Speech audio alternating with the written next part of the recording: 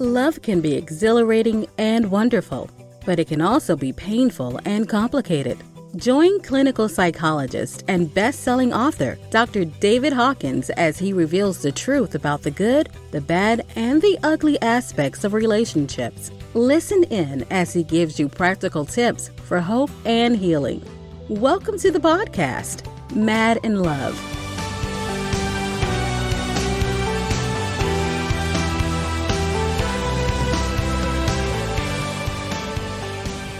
Hello, I'm Dr. David Hawkins, and we want to warmly welcome all of you to another podcast of Mad in Love, where we tackle all kinds of issues pertaining to narcissistic and emotional abuse. And today it is my distinct honor. She knows that I don't talk like this just when she's present. I talk like this behind her back, in front of her, to everybody, because I have so much respect for her. And it's Dr. Lenne Hunt, and she is just an esteemed colleague of ours and runs part of our program for, well, not just victims of emotional abuse, but perpetrators of emotional abuse and all kinds of marital situations. And today our topic, Dr. Hunt, you and I talked about what do we want to talk about, and this topic, twisted out of shape. I just got to tell you, I'm not happy that we're talking about it, but it's important that we're talking about it. Twisted out of shape. What is reactive abuse? So Dr. Lenne Hunt, why don't you tell us just a little bit about yourself, and then we'll roll into talking about this incredibly important topic of reactive abuse. Dr. Hunt, who are you and why are you here? Well, I start with being grateful. You are a kind man, and I appreciate the glowing review as well as the invitation to be here with you. And you're right, this is an important thing that we do today. I think it's something that comes a lot in our work. It has been my pleasure to be part of the Marriage Recovery Center for several years now, and to get to walk with individuals and couples both in what is a really hard and difficult journey, very painful for most of them.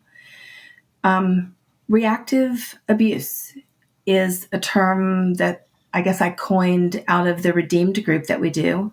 Redeemed is a group for women who are walking through difficult, painful, conflictual marriages. And it came out of something that shows up really frequently in them from their mouths. This is what they tell me about themselves. So when I think of reactive abuse, I think of a scenario where there is an abusive partner within the relationship. And over time, so this is not usually an immediate thing, but over a period of time living with them, being harmed by them, being endangered by them, being emotionally unsafe, unseen, on lots of things.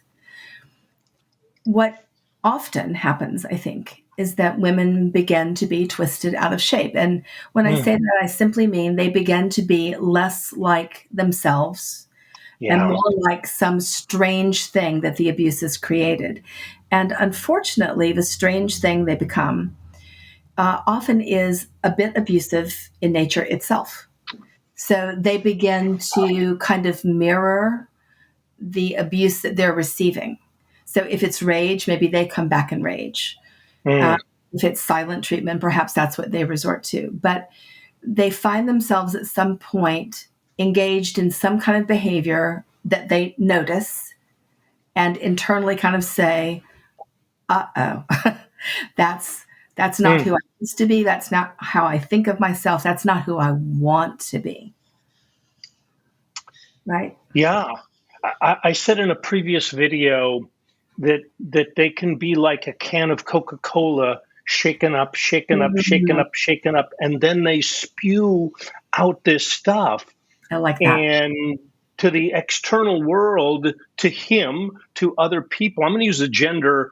It's not always the case, but you know, and I know, and research shows it more often. It's going to be a man who is a perpetrator and a woman who has been victimized. But so you say the context, you didn't use the word context, but context is critically important in this environment of abuse, in this environment of blame shifting, in this environment of defensiveness and accusatory, anyway, et cetera, et cetera, et cetera, et cetera. Then in that context, we can better understand this term. That's why you use the term reactive abuse. Is that fair to say?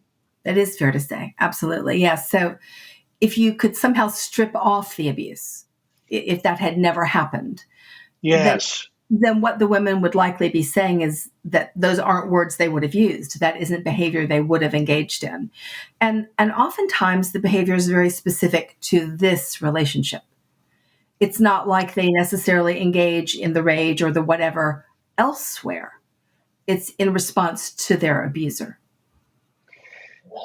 This is just so important. These words, I'm imagining, Dr. Hunt, that when you talk to women in the different programs that we have, that they must let out a sigh of relief when you say to them, however you say it, that you're twisted out of, this is not this is not you. This is some caricature of you that is because of the abuse that you've experienced. This isn't you. This is not normally you. Do they just sort of, I'm imagining they sigh or let out, they may cry or they may, to hear those words. Is that correct? That this is soothing to them to hear, we get it. We get that there's a context to this. I think it is because, it is hard enough to say to your friends, to your family, to your whomever, it is hard enough to say out loud, I'm living in a marriage where I'm being mistreated. I'm living in a marriage where I'm being, dare I even say it, abused. That's a hard thing to put out there. And you already wonder what they're going to think about that. Are they going to believe me? Especially if he comes off as a nice guy to them, right? So there's already that sense of jeopardy, that sense of risk that you're facing just by disclosing that this is going on in my life. I mean, marriage is one of the things that most of the world pretends at. How are you? We're fine. I mean, that's sort of what we do, right? But to go one step further and say, not only am I living in an abusive marriage, but I have also engaged in bad behavior, in abusive behavior. I mean, you're talking about what feels like shame on top of shame.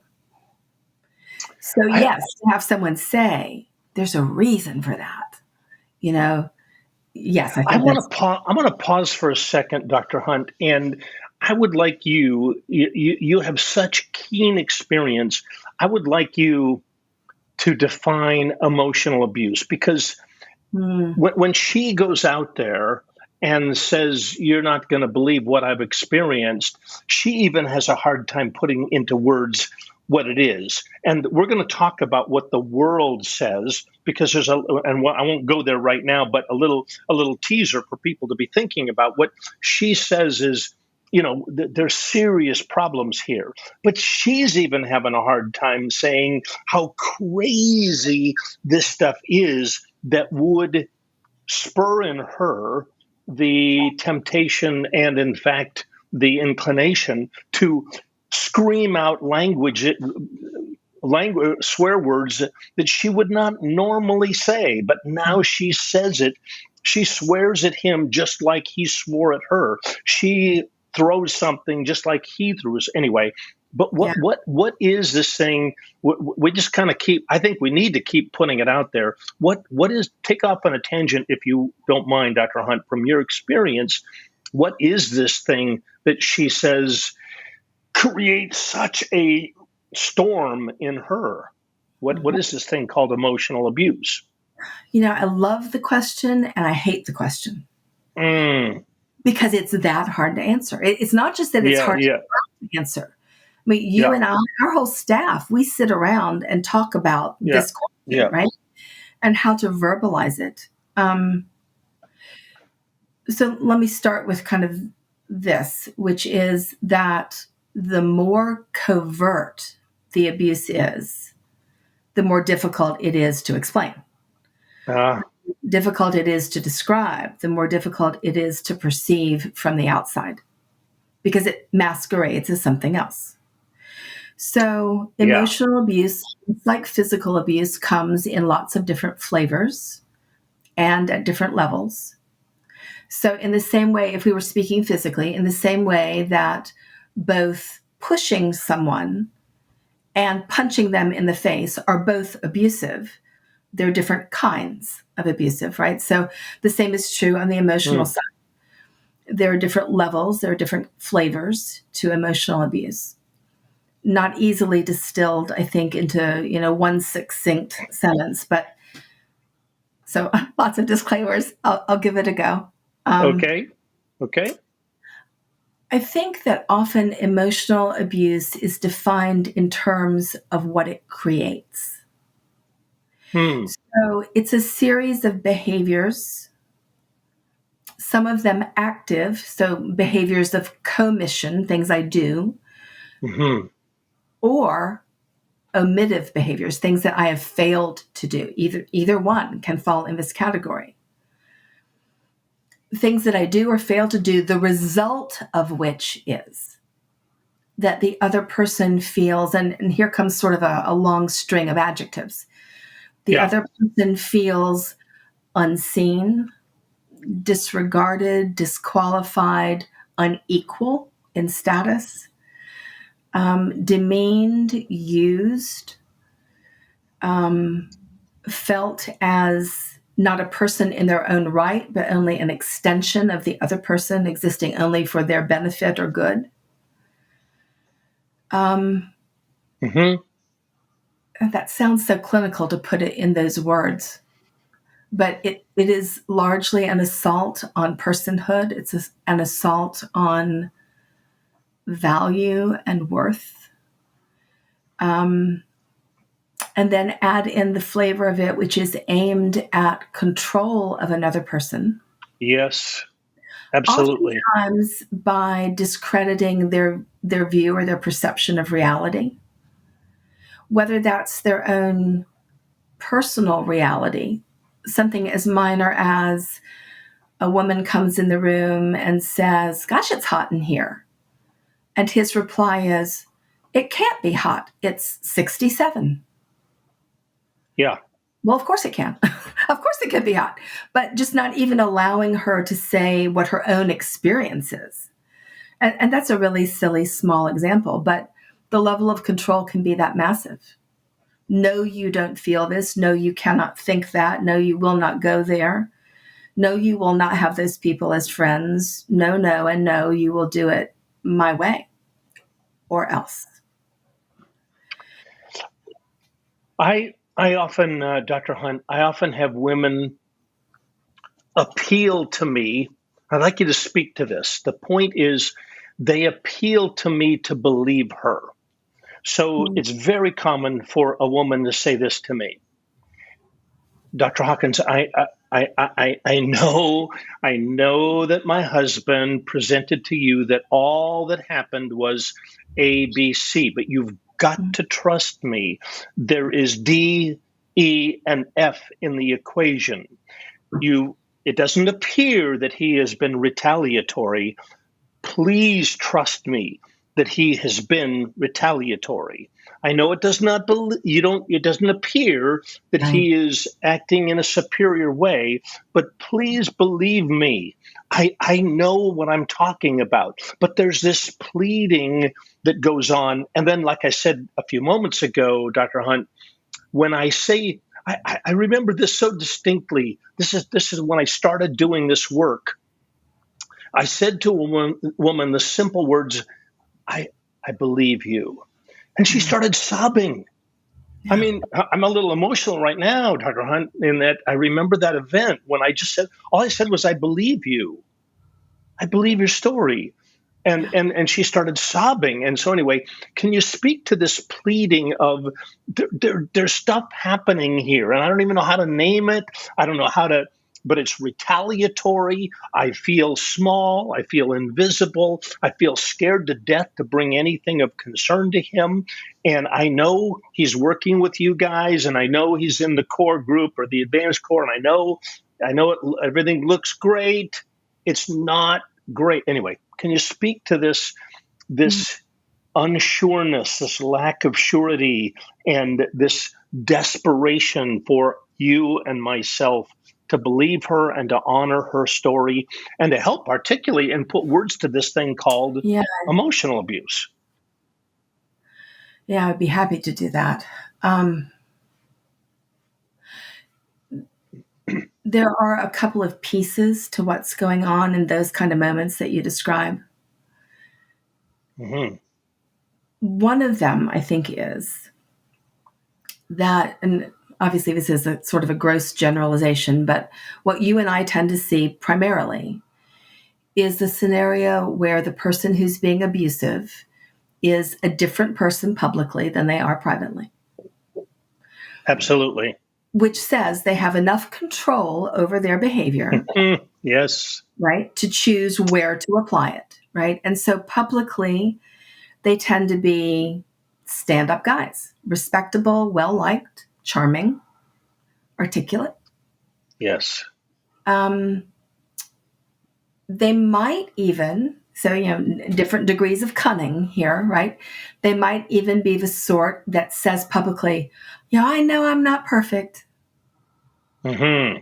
Feigning, I have flaws. Right. That I admit to, not really. But so there's this public persona that's well regarded. And not just that, but part of the strategy in abusiveness is you present your narrative first. So I've already woven my public persona before she can counter it. Yeah. Right? Yeah. So these people already know me to be this kind of guy. So I think that's part of what feeds into her desperation, that it is very possible that she and perhaps maybe some of their children, if they have children, are the only ones in the world who know this other side of this person. Because again, they have control over this. And they very carefully script it to happen behind closed doors. Or, if publicly, at least amongst those that they feel like won't contradict them, won't come at them for it. So the woman is very much alone in what she knows. And the what she knows is being questioned by him. He's telling her that what she knows isn't accurate, that he's really not who she says, that he's not really done what she says, that she doesn't really feel what she says. So certainly disbelieved by him and actively worked against by him, and then possibly no one else in the world with this view of him. So this all creates this urgency, which urgency and self-doubt. Yes. Like, my goodness, I feel crazy in this relationship. I feel something is really crummy happening, but he says it's not happening. Mm-hmm. And I don't know how to even articulate it. And anyway, so all of this creates an environment where she might question herself. And that's got to be a big piece of even her recovery, is to be able to say, no, I know something is happening, and I can even name something that's happening, and it is destructive and it's hurtful to me, and that's an important place for her to get to. But will anyone believe it? And so I want to ask you, Dr. Hawkins, whether you've seen something I'm about to describe. Okay. I think that most women on the planet, and I'm going to lump myself right in there, I think most women on the planet really struggle with a very central question that I see played out over and over and over with my clients, it boils down to how much damage is enough to count. And so what I mean by that is, right, I'll have a woman come in who'll say, my husband's doing these verbally or emotionally abusive things, but he hasn't hit me. Yeah. So I don't know if that's enough, right? I'll have a next woman come in and she'll say, well, my husband's having an affair, but it's just one and he hasn't hit me. Right. So is that enough? Right. I'll have another Right. woman come in who says, my husband's had multiple affairs and he's involved in porn and he's doing all these things, but he hasn't hit me. Is that enough? So then I have this other woman come in. So literal story here. This woman comes in whose husband had grabbed her by the neck, choked her, thrown her to the ground, and beat her up. And she said, but I don't know that that's enough. No, you're raising a huge question, or you're making an observation, and it is really a difficult thing. They do question, these women question, when is enough to say this is it, to use the A word, this is abuse and it's not okay, and I must draw a line on it. Mm-hmm. I thought you were going someplace else. I'm gonna weave something else into it. Okay. What if it's just, and I'm putting that word in quotes, right. What if it's just him retreating into silence, called stonewalling? What if he punishes her? Now, he wouldn't call it punishing her. He's just sulking because his feelings got hurt, because most of these men I'm very public about this, they're emotionally immature. So, what we would expect of a 6-year-old, we see in many of these men that I'm working with. So he's got his feelings hurt because she didn't compliment him, or she criticized him, or she did something. And now he retreats into silence for days and answers her with one-word answers. Yes, right. No, whatever you want. And so she feels crazy. She confronts him, and I'm not doing anything.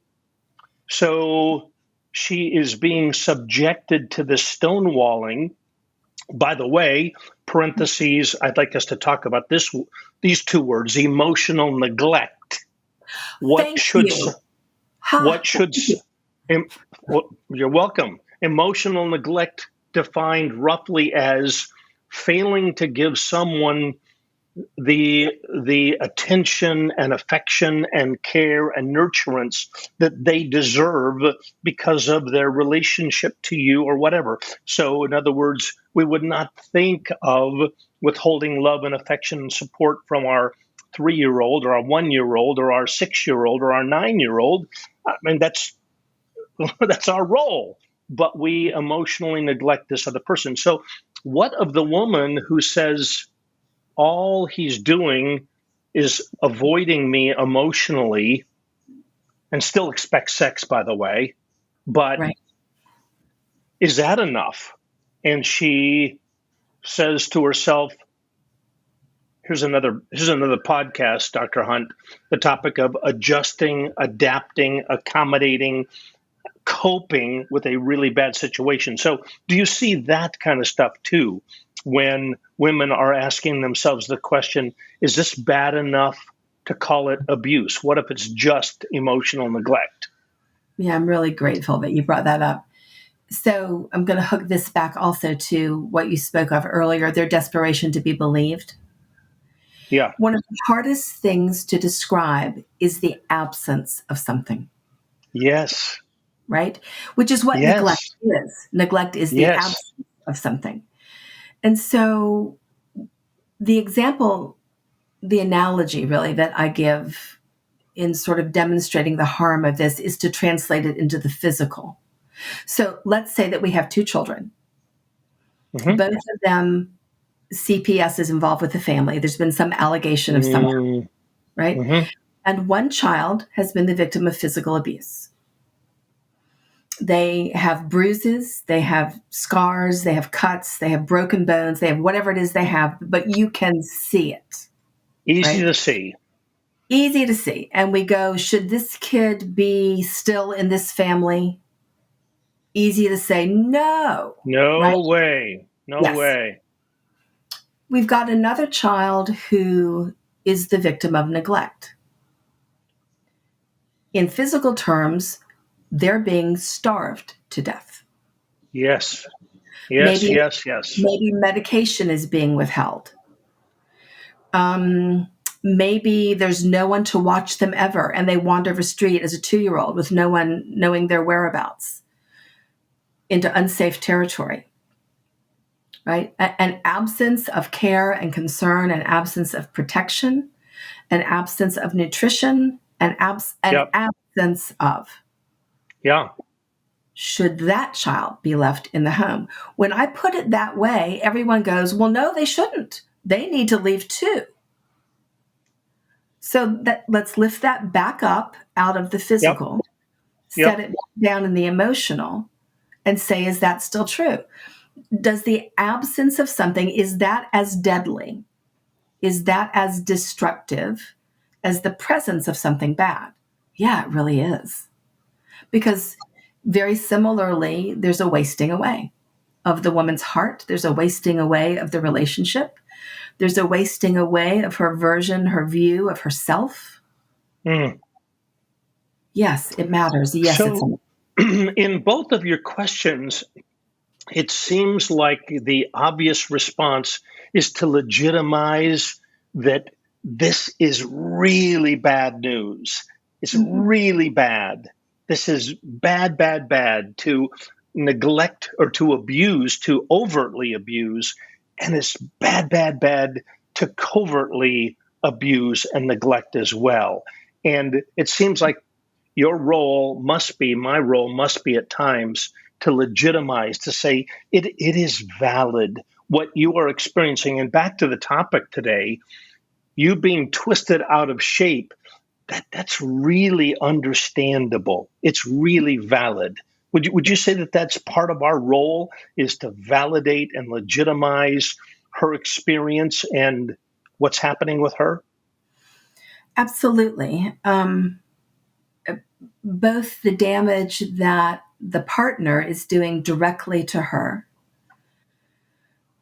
but also, and I know I'm running a risk in saying it this way, but there's also some damage she may be doing to herself by not validating for herself the damage. Well, it's an important step for her, right? To be able to spend time with herself and to say, what I'm experiencing is legitimate. I am filled with anger. I'm filled with hurt. I'm filled with frustration. I'm filled with, and it all makes sense. Yes. Because he's saying it doesn't make sense. Right. And so she has got to, so yeah, I think that's a critical step in her recovery. Is it not? It is. And, it's the compassion that she would gladly offer anyone else whose story she heard. If her best friend came, if her sister came, if her mother came and said, this is happening to me, she would gladly offer them compassion. She would gladly offer them belief, but often withholds it from herself because she has fallen prey to his narrative that this is her fault. So I can validate it, be compassionate toward it in someone else. But for me, I go back to, I should have done better, tried harder, been more patient, been something more or different or other than what I've been. I've either been too much of something or too little of something or somewhere in between, but he says it's his fault. So let's shift gears, Dr. Hunt, and talk about, what about the guy now who sees her? So she's a can of Coca-Cola, she's shaken up, and she spews out this stuff. Yeah. Or spews out in an internal way and retreats and says, I can't connect with you. I can't emotionally, I can't physically, or she spews out this language or whatever. So she is reactive what about the guy? What do we say? What about guys who now take this as aha? See, it really takes two to tango, and this is a two-way street, Mhm. and this is an equal relationship. You're treating me as badly as I treat you, and don't get on your high horse and don't use the A word with me, abuse word with me, unless you're willing to look in the okay, blah blah blah blah. What do we do with this? What do we say to him? Mhm. And how do we empower her? How does she respond to him? Which, yeah, anyway, those two different questions, perhaps. Yeah, a lot of questions in that. So partly, I think we head toward this issue of personal responsibility and the devil made me do it. Hmm. Um, can another person's behavior be provoking? Sure. Yes. But short of a gun to my head, and maybe not even then, someone can't make me do something that I don't choose to do. What you and I see so often, and Hmm. you lead a lot of the advanced men's groups, so I know that you see this over and over. Yeah.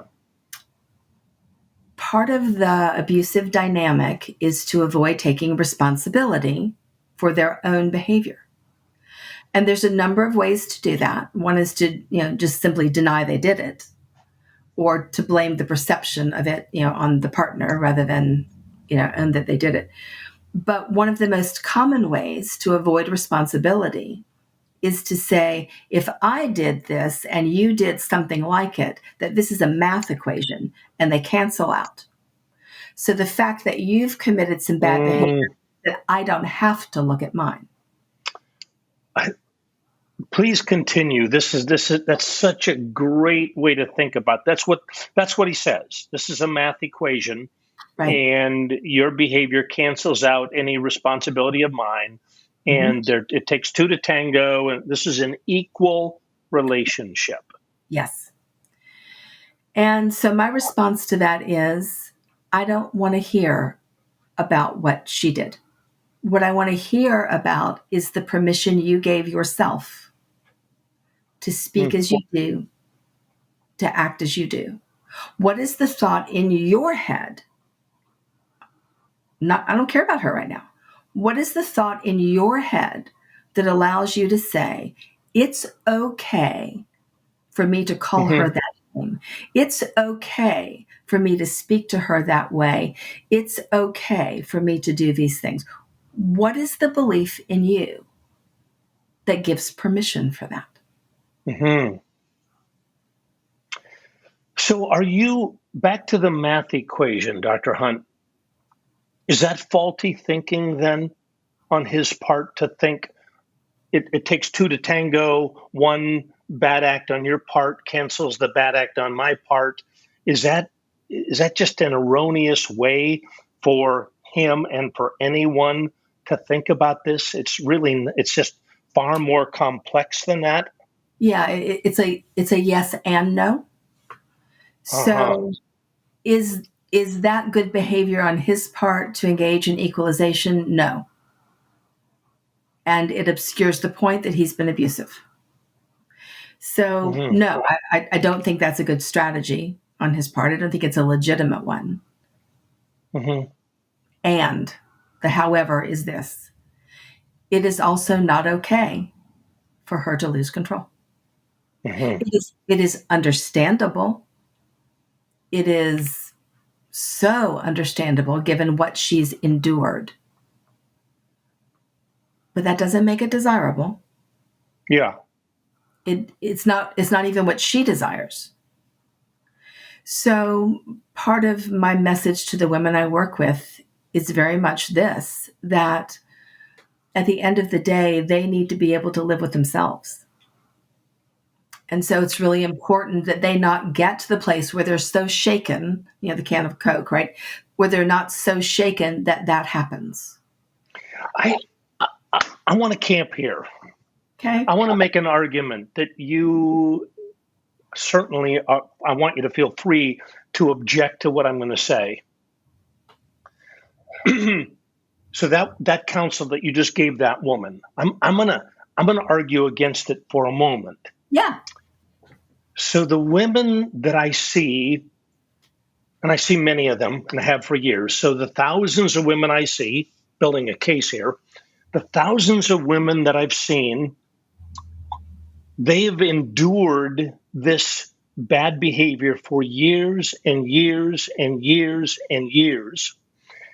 And so when I say to her, you're responsible for your bad behavior, they already feel that. They know that. They feel guilt about it. Yeah. But are we being fair to them when of course we need to say you're responsible for your behavior, but you see where I'm going with this? Are we being reasonable when we look at this woman and we say, look, I know you're being mistreated on a daily basis. I know your thoughts are being attacked. I know you feel invisible. I know you walk on eggshells. I know that you're being accused and disbelieved and distrusted. And I know. And all of that is inhumane, but I still want you to manage your emotions. I want you to tolerate distress. I want you to behave yourself. I don't know. Is there a point at which a woman should say to us, are you nuts? Are you freaking nuts? Mm-hmm. So here's the larger picture, right? Okay, help me get perspective here. I will. So I'm going to say this from the perspective of someone who myself has been in an emotionally abusive relationship. Yeah. Right? Right. So, okay. So is she a victim here? Absolutely. But if I take all the power away from her or away from myself, which is sort of what we do when we say, bless your heart, I know you can't help it. I know you can't help how you respond, right? When I take that power away, when I fail to say to her or to myself, you have choices here. You get to make those choices here. I've injured her further, right? So I remember a particular point in my marriage where I saw myself, like, standing up above, kind of looking down at yourself. I saw myself in a conversation with my husband where no matter what I said or how kindly, gently, patiently I said it, I was wrong. Yep. And not only was I wrong, but then he would hurl these big character accusations. You just like to make things difficult. You just whatever, right? Yes. And no amount of my saying, no, I just didn't understand what you said. I'm just seeking an explanation. Help me understand what you just said. No amount of my responding calmly helped. And I watched myself in this conversation get more and more and more desperately defensive. No, I just meant this. Oh, no, I didn't mean that. There was this, like, having to defend every breath. Yep. And I thought, who is this woman? Who is this woman that lives so apologetically? Who is this woman who wants to excuse her very existence right now? Who is this woman who is so desperate for this highly unreasonable man to believe her? It was not a pretty picture. Yeah. It was not how I thought of myself prior to the relationship. It was definitely not how I wanted to live or who I wanted to be. And it was one of those moments of clarity where I knew I had become that because of the relationship. Yeah. And I thought, got some choices. And oh, go ahead. I mean, I can continue this. Yeah. I can go further down this apologizing for my existence road. Or I can set boundaries, which might in the end mean, if they're not kept, me leaving this relationship. Yeah. But for me to simply stay and do nothing, having no power over this, ensures my fate. But you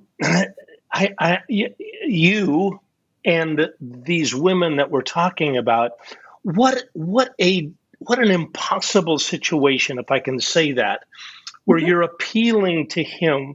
You use the word desperation. No, Yeah. So he's provocative. He's Yes. flipping it back on you. He's minimizing his own responsibility. He is making all kinds of disclaimers, et cetera, et cetera, et cetera. Mm-hmm. And you're just trying to be heard. You're desperate. And so then you end up, and I'd like you to respond to this. I made up this term a couple of years ago, the term emotional quicksand. You're in emotional quicksand as long as you are striving to be heard, to be understood, all normal, natural things. Mm-hmm. And yet you're not being heard. And the longer you stay in the conversation, the further, just like quicksand, the further down you go. And comment on emotional quicksand, if you will. I think that's a great concept and absolutely true and descriptive of what it looks and feels like, I think. And the further you fall down into quicksand, the harder it is to breathe. Because there's pressure, physically speaking, there's pressure against your lungs, right? Yeah. Developed in it. I think that's very much true. And so, many of the things that we've talked about kind of collide together here. If I don't find a way to trust my perceptions, if I don't find a way to validate and hold the line that is in fact what I feel and what I've experienced, if I don't find a way to say, I am worth more than that, if I don't find a way to say, this is enough, and so create boundaries from that, you're absolutely right. I'm going to go down in this. I'm going to be swallowed alive by this thing and have no footing. So it occurs to me, Dr. Hunt, given what you just described, I'd like you to speak to this. I would say that any woman listening to this podcast that says, oh my goodness, you're talking my story, she has got to get good support, correct? Yes. In other words, to not get hooked by all of his provocations, of which he's got a barrel full of them. Yes. Blame shifting, minimization, justification, rationalization, all these thinking errors and stonewalling and different ways of defending himself and different ways of saying to you and to this woman, you're wrong. You're wrong. What you're saying is happening is not happening. So speak to the importance of her getting support and being in some kind of caring, therapeutic, and maybe they're two different things, getting her own trauma recovery, getting her own counseling. But I'm just thinking for the moment about getting her own support. Other people, you experience that? Anyway, speak to that. I think a lot of women try that. It takes a while, but they'll find the courage to tell a friend, to tell their pastor, to tell their mother, to tell someone. You and I both know that doesn't always go well. Yeah. Unfortunately, there are a lot of folks in the helping side of things that don't know much about emotional abuse. They have trouble spotting it. They have trouble hearing it. And so we see, gosh, I would say probably 85 to 95% of the women I see, maybe higher for you, have been to helpers before they get to me and have tried to tell their stories and have been met yes. Right, with discounting from the helper, whatever form they took, discounting from the helper, and that further paralyzing position of, well, you really are the problem. Try harder. You really are the problem. Be more patient. You really are the problem. Pray longer, or whatever the advice is. Right. Yep. Love more deeply. Without a word, you will win them over. And yes. Yep. So I absolutely agree with you that it's critical that people who are being abused get support, care, validation for that. The humongous question is, where do you get it from? I mean, you'd hope that your friends, your family, your pastor, your counselor, your coach, or whomever would believe you, could see it, could support you, could help you name it. That isn't always the case. In fact, you must have read my notes. I don't know how you did it, but you read my notes, because my notes say, what mistakes do clinicians, pastors, friends make when it comes to this topic of reactivity in the midst of emotional abuse? What mistake? And you already answered the question, but you can amplify it, because I think there are a lot of mistakes that are made. But speak to that with pastors and friends and colleagues, well-meaning folk, well-meaning people. So, yeah, speak to that. What mistakes are made, and what's the impact of those mistakes? Gosh, so much of that goes back to the word that you used earlier, Dr. Hawkins, context. So oftentimes helpers skip the fact that there is context. Yeah. And view the woman's behavior as a standalone, as though she spontaneously one day flew into a rage without provocation or history. That she spontaneously started not wanting to have sex with her husband, never mind that he's a porn addict.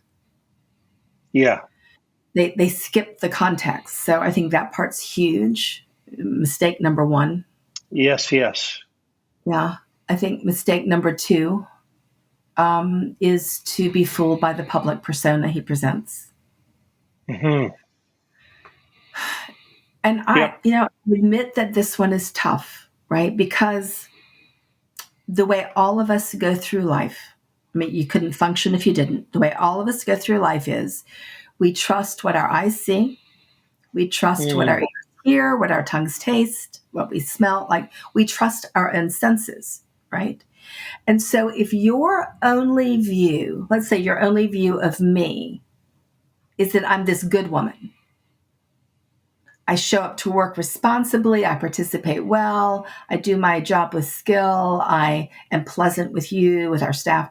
If that's your only view of me, and now someone else in my life comes to you and says, oh, but you've got to believe me. Right. At home, she's this wretched creature who rages and spews. And the truth is, it's going to be hard for them to counter the view you've already got of me.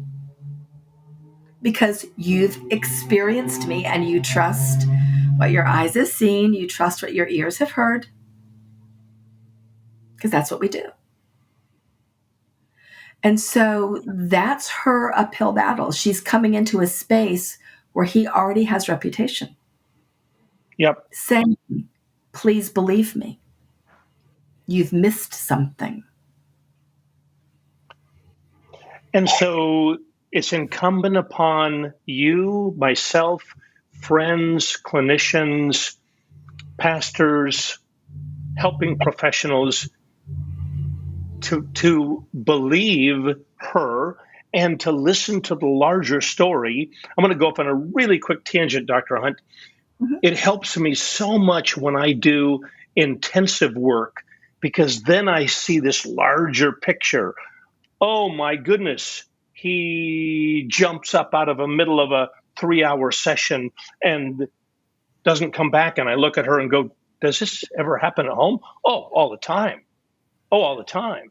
Or when he flips the script or when he blame shifts, or does this happen? Oh, all the time. Does that? Oh, all the time. Oh, is that? Oh, all the time. So anyway, so clinicians, pastors, helping professionals, I love what you're saying. Seek more information, listen to what she's saying, and probably assume that you're missing something. You're missing a larger context. Is that a fair thing to say? It is. Yeah, I think I love how we do it at MRC. When we do like a marriage eval and you meet with each party alone and then you put them together and see what you got. Yeah. So there is something that I think that happens in the collision of the two narratives. This is going to take me a minute to kind of explain.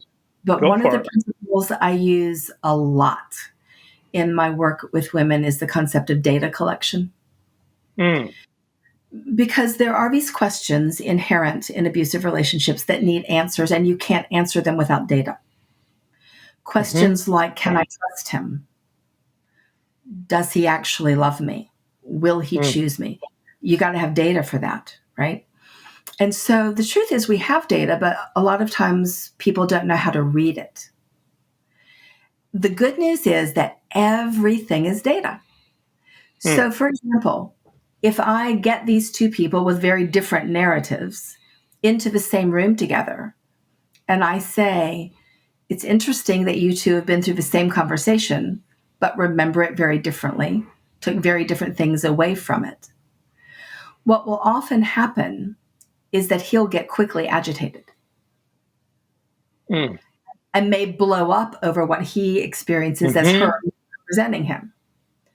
Well, his response is data. Yes. So when he begins to storm and rage and explode all over the room, now I have data about how he handles it if someone gives him feedback he doesn't like. And now I can call that. Yeah. And so people's responses to things are data. So when I'm working with a couple, for example, on repair, and they've gone through maybe a repentance phase and a forgiveness phase, and they're working on trust rebuilding. And part of what I say in that phase is, human beings being what we are, it's probably unlikely that he's going to get it 100% right. So what's as important as him getting it right is how he handles getting it wrong. Great point. Right? So if in this repair phase, if he gets it wrong, if there's some backward movement, and he catches it, doesn't even wait for her to catch it, but if he catches it, acknowledges it, comes without being, pulled, if he comes to her and says, honey, I'm so sorry, I did it again, didn't I? I just heard the words come out of my mouth. I really got that wrong. No excuses. I'm sorry. Please forgive me. That's such a different data set than being in the same position. He gets it wrong, doesn't catch it, doesn't acknowledge it. She comes to him and says, did you see you did that again? And he explodes again. Very different data. So you are, I think, indirectly challenging us, clinicians, pastors, helping professionals, friends. So your message seems to be, Dr. Hunt, take time and really make sure you understand what is going on in front of you. Yes. Collect the data, look at the information, understand the patterns, make sure you understand the patterns, and then make double sure you understand the patterns. Or, you haven't said this, but you might say it, Dr. Hunt, reach out to folks like you who do know about this topic and can understand more completely what is happening. Absolutely. Yes? Yes. And I will say, it doesn't happen too often, but I've had a couple of folks come through who lived in marriages where the abuse was so subtle Yep. that not only did they have trouble describing it, but even the bit they could describe, I couldn't get hold of. And so, to your point, I needed to recognize that and say to her, so I hear you getting upset that he said this thing or did this thing. I'm not sure I quite get it. Can you help me understand why that was so upsetting to you? So good. So good. Yes. Because And then without that, she I will, might miss it too. and then she may not be able to name it exactly, but she'll be able to talk about it. That something da da da. I mean, she'll be able to say it. Yes. Yep. She can tell me the history of its evolution. Yep. Yep. If back to what you said earlier, Dr. Hawkins, if I only view what she said through this current lens, well, Yep. if that's a one-time incident current lens, it doesn't look all that impactful. But if it stretches 20 years back, and if it has a history of a larger pattern, Yep. it means something entirely different. And so I need to give her a chance to tell me that. How did we get to this place over that word he just said? What is your experience with him about that So word? good. Dr. Hunt, our time is just about up. No. And I know you and I can talk about these such important issues. Yeah. And we have so much experience. You have so much experience with this. I'm going to let you kind of get the last words here. Is there anything else you want to say to him and to her, or mostly to her, or mostly to him? What do you want to say to kind of summarize our time together? Anything? Wow, that's a broad invitation. Yeah. Yeah, so to her, I'll say this, that your life will not make any sense if you don't understand your own story. Hmm. Story did not begin today. It did not begin with Mm-hmm. last week's argument. Your story began once upon a time. And if you don't stay in close contact with the entirety of your story, none of this, oh, sorry for the barking dog, none of this is going to make sense to you. And the way I explain that is this, that when you live in traumatic circumstances, part of survival is that we develop tunnel vision. What do I need to do to get through this conversation, to get Yes. through the day? It's valuable because it works. It lets me get through the conversation. It lets me get through the day, but I do it in tunnel vision. And so Yep. that moment gets stored in my head in a discrete way, unconnected to anything else. Yeah. So I've got a bunch of pie slices stuck in my head, but disconnected. And they each have weight, but the weight is different than what happens if I start at the beginning of the story and I tell it as a story, because that's how life is lived. A Yeah. beginning, middle, a right now, and end, right? If I tell it as a story and begin to connect the pie slices, there comes a point in the story where you go, oh crap, this is so much worse than I thought it was. But it makes sense, right? If you can create And it's a suddenly, cohesive story, it that's right. is really cohesive. It Yes, does all fit together. it does. And until you do that, and not just once, but until you do that, until you revisit your story, preferably with someone who gets it, but until Yeah. you do that, it's like, fighting with an arm tied behind your back while hopping on one foot. Hmm. You have to have hold of your story to do this. Hmm. So if you've never done that, if you've never told your story, your whole story, Love it. you need to do that. And what to him? To him, I will say this, that At the end of the day, this is a heart issue. And he gets to decide who he wants to be and how he wants to live, what he values.